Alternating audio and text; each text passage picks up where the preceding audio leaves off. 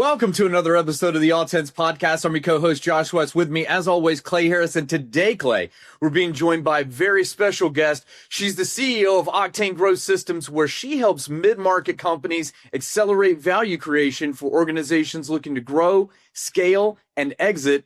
She's the author of Smart Marketing Execution, and she is a self-proclaimed amateur ornithologist. Please welcome to the pod, Clare Price. Thanks for joining us. Thank you very much, Josh and Clay, for inviting me. I'm really happy to be here. Do people know in your audience what an ornithologist actually is? Someone who really likes ornithals. Birds. Bird watching. And okay. Feeding. And too expensive feeding. What's your favorite bird that you've seen, and what is your favorite bird that you haven't yet seen? Well, my favorite bird that I've seen is, of course, being in North Carolina. The cardinals are amazing here. I also love mourning doves, which I know some people do not. Those are my two favorites. Bird I haven't seen. That's a great question. I would say the emperor penguin. I would love to take a trip to Alaska and see the emperor penguin in real life. All right. Well, that concludes our podcast for the bird watchers. This episode of the Octain podcast is powered by Stretty, the EOS software people love. With EOS Pure Tools plus additional collaboration and communication tools, you can run on EOS and execute on daily work all in one place. Learn more at Stretty.com. That's STRETY.com. Tell us about what you do outside of birdwatching, Claire. Josh gave the intro, but tell us a little bit more, just like briefly about yourself, about Octain. Okay. So I'm CEO, as Josh mentioned, of Octain Growth Systems. We've been in business since 2014, and we focus on helping companies, small to mid-market companies, grow, scale, and exit. The focus that we have is that we always start with laying a strategic foundation. So typically, if you go to an agency, you'll find that they want to dive in and do stuff. And that's always expensive and often does not create the results that people are looking for. So we try to help our business owners really understand deeply who their customers are, why they'll buy from them, and what is the right message and the right place to place that message before we actually develop any of the, typical marketing activities like lead generation or social media or something like that. Smart. You don't just plow a bunch of money into Google and then wish yourself luck. No, we don't. I have a great story from a CEO that told me that basically they said, well, people told us to to buy LinkedIn ads. So they spent, $10,000 a month for 3 months on LinkedIn ads, got nothing in return. And it's like, well, LinkedIn doesn't work. Well, that doesn't necessarily follow. LinkedIn does work, but it may be that his particular focus and the way they approached it was not effective. And that's what we try. That's what we try to get in front of. Cool. Well, our listeners are used to me and Josh kind of pontificating about like a couple different things. One of them being like most of our clients or most of the people that are listening are starting a business, running a business, kind of curious about how to do it a little bit better. In your world, when you're working with businesses who come to you to solve a problem, what are the things that you see them being frustrated about? Like if you had to kind of put a name or two on some frustrations that you hear from your clients, can you share with our listeners what those are? I think there are two big ones, Clay and Josh. And the first one is, I don't know what I'm getting when I spend money on marketing. I don't know how to estimate. I don't know what my return on investment is going to be. People go, it's all the pray and spray. Let's try it and see if it works kind of thing. I actually saw an agency that was bragging about the fact that they took 6 months to figure out what they really needed to do for you because of the power of testing in the market. Well, the client's paying for all that testing. So, I would say the biggest frustration is, how do I figure out what's the right marketing move? I mean, there are 100 things you can do in marketing. If you're a small business owner or an entrepreneur, you should only be doing one or two things. So which one or two things is the right thing for you? And that's something that a couple ways that you can do that. One, you can really understand your numbers. People look at their balance sheets, they look at their P&L statements and things like that. Marketing numbers are equally important. What kind of engagement, what kind of traction, what kind of response are you getting to the things that you do? Look at those open rates. Look at those engagement rates. If you're posting on LinkedIn, 5 times a day and you're getting 1 or 2 people responding, that's not a good use of your time. Even though it's technically free, your time is expensive and it's not a good use of your time. So that's the one thing that you can do. Now, we are working on, and we're actually rolling out an execution system that does predict ROI and prioritize marketing moves. And that's something that, I'm going to make information available to your audience if they're interested in learning more. But even in general, just know your numbers. Let's dive into that a little bit. Josh, I saw you I saw your kind of eyes light up a little bit when Claire said there's 100 different things you could do, but you should probably pick one or two. Why'd you get so animated when Claire was sharing that? I think that marketing is one of those aspects and departments in businesses where I have personally experienced, and I've seen a lot of my clients experience shiny object syndrome. There's a new platform or a new thing every single week. And before you can even really hone in on one single strategy or platform, there's someone at your office door saying, well, what's our Snapchat strategy? Are we on TikTok? And we don't even have enough time to understand whether something's working or not before someone's trying to move us on to the next thing. And that's how I've seen a lot of clients end up, as Claire says, with 100 different strategies that are scattered everywhere, and we're not really focused or concentrating on one. And so I couldn't identify with that more. And so, Claire, when you're working with someone, let's say they come to you and, after, an audit and some intake and onboarding, how do you help someone find what's right for them? Well, we have a very specific strategy process that we go through.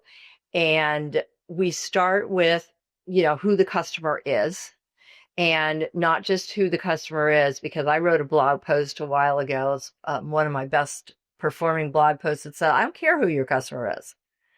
And the reason I said that is because who the customer is probably the least important thing you need to know. Sure, you have to know who they are. But more importantly, you have to know why they buy. What are their motivations to buy? And more importantly than that, why are they going to buy specifically from you out of all the people in your particular competitive niche that sell something similar? So we really dive deep into values and motivations and reasons to believe, reasons to purchase before we recommend placing any kind of marketing activity or campaign out there.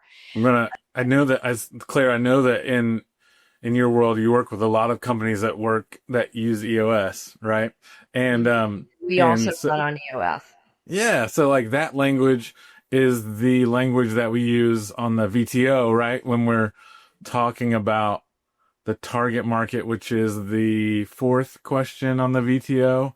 And it's I was actually just with a client earlier this week, and not to dive too deep into the esoteric language of EOS, but the first 3 questions on the target market part of the VTO are, what is the demographic, geographic, and psychographic of your target?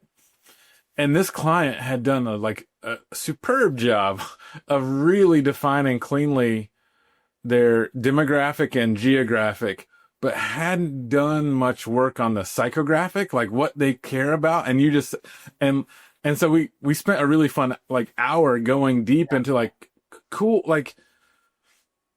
I haven't bumped into any clients yet who, if they go so deep on the geographic and the demographic of the client that they've limited themselves out of an addressable market. Normally unless you're like just super niche, right? Like defining that kind of sets some boundaries, but the thing that flips the trigger, right, is what do they care about? You really have to spend time about like, and there's like when you are asking that question and asking your clients, Claire, to kind of think about what they're caring about, what are some questions that our listeners could be asking themselves as they try to figure that out for their potential clients? Yeah, great question, Clay. So the way that we approach finding out that information is we start talking about motives. Start talking about values. We like to start with the existing information that we have from the existing customers. So we'll ask a question like, when you talk to your customers, what do they tell you they like best about your product? Have you ever asked them, why did you make the decision to purchase from us versus, the competitor down the street, and find out what's actually driving that purchase. Uh, a lot of times, and I think this is not uncommon, particularly with entrepreneurs, is we think we know. And so we don't ask. But really, the goal is to ask and really understand that what you think the person is buying you for is really what they're buying you for. And the other thing that I think is kind of a hidden data point or information that a lot of people do not gather that we spend a lot of time on is we want to know who influences the buying decision. Now, we know when we work with large corporations, they have purchasing teams and they have committees and they have things like that.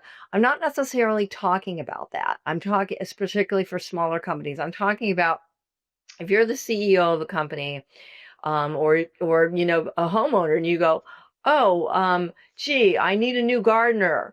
Who are you going to ask to give you a recommendation on that gardener? That's the person who's then is influencing your decision process. And you need to know those people and where they are and where they're getting their information, because those people have more impact on your customer's decision than perhaps you may realize. Claire, to transition us a little bit, I know that our listeners out there, it's on everyone's mind. Obviously, it's at the forefront of the media right now, and obviously, AI is having a big impact across the board, but particularly in marketing. I'd like for you to talk through several things. One, how is Octain Growth using AI and how you're helping customers now? And also, what are you seeing from your customers in terms of what are they doing with AI that's smart and working really well? And what mistakes have you seen out there? Okay, well, first off, to answer the question about who we work with, we've actually made a strategic partnership investment in a company called Atomic Elevator. The AI engine is Ella, and we are building our new marketing execution system, which is called the Octain Value Multiplier System, actually on Ella, natively to Ella. So people who use our system will be using Ella as well, and she can do a whole lot more than just our specific part of it. We're going to be one additional component to what she does. She really specializes in marketing, and is a great partner for us, the entire team, from Keith to Hugh on down. And I do think that that's going to be the future of AI. I think that more and more we're going to see specialty AI.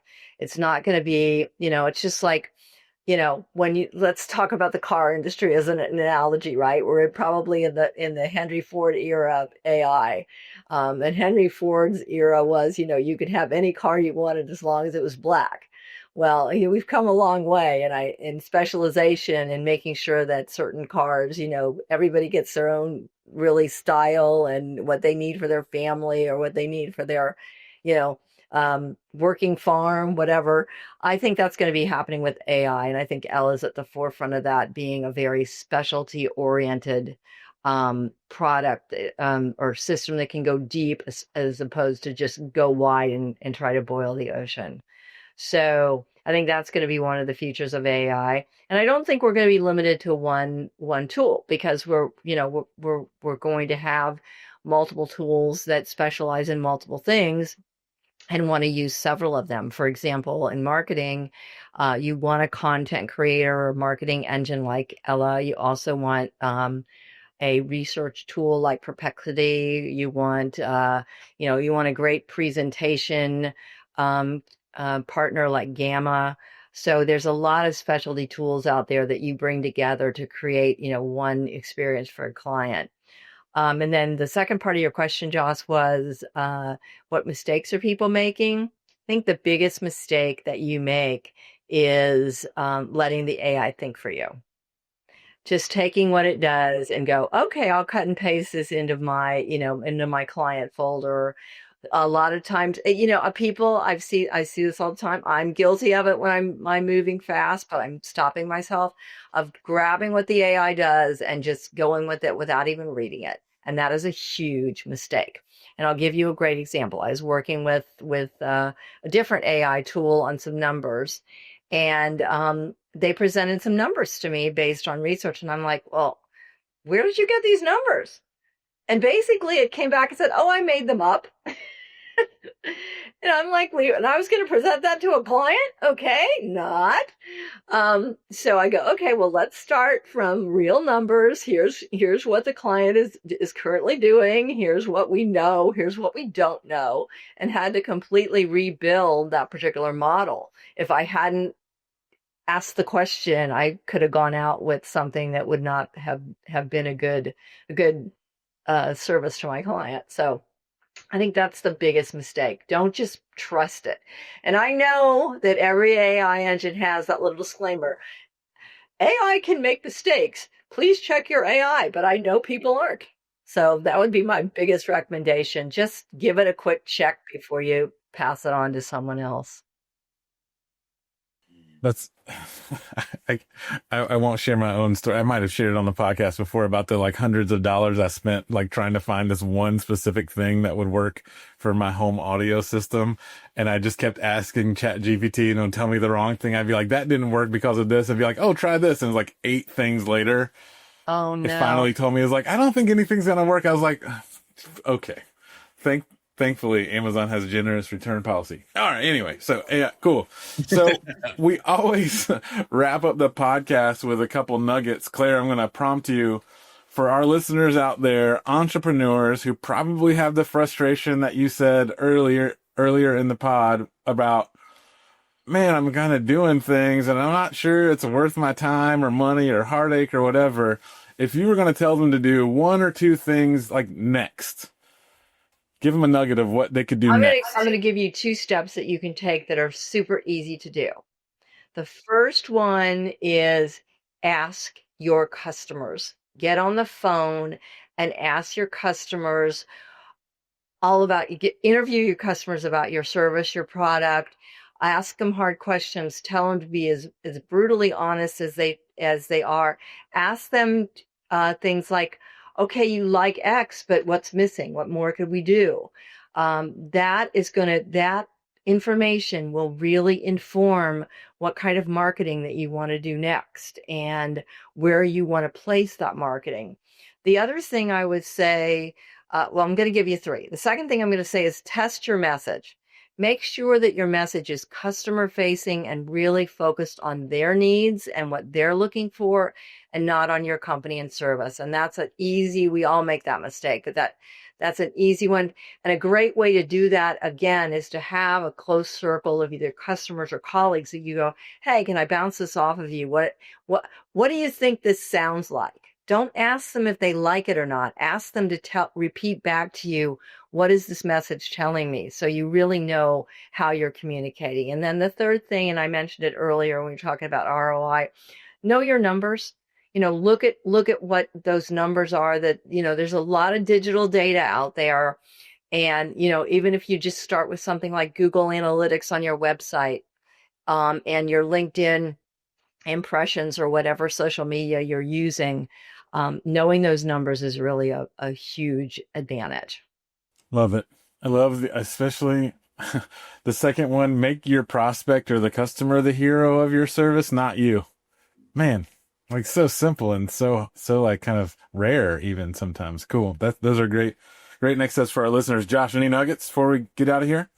There are two that I'm taking away from this conversation with Claire. The first is validating what I've come to start to understand and believe about the use of AI, and that is that it seems as though the right way and the people who are winning and using it, quote unquote, properly and successfully, it starts with a human and it ends with a human, and we don't allow the AI to give us the final edit of the work product, and it's being used more as a tool for scale rather than to replace us and simply do our jobs for us.